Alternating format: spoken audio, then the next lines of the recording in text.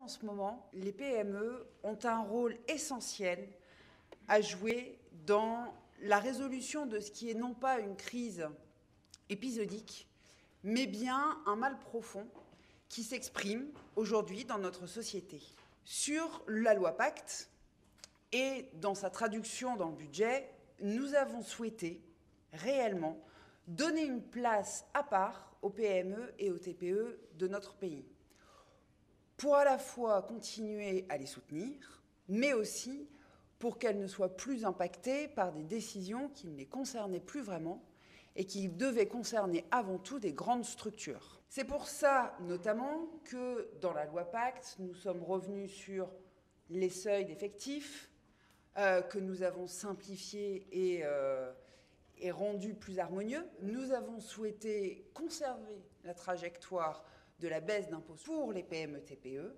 et faire participer de manière plus forte les très grandes entreprises. Il est important pour nous d'avoir un regard tout particulier pour aider des PME à devenir des ETI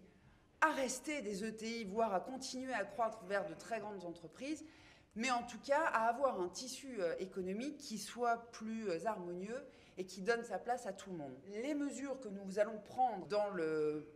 projet de loi pour l'état d'urgence sociale et économique, ces mesures vont réinjecter 10 milliards d'euros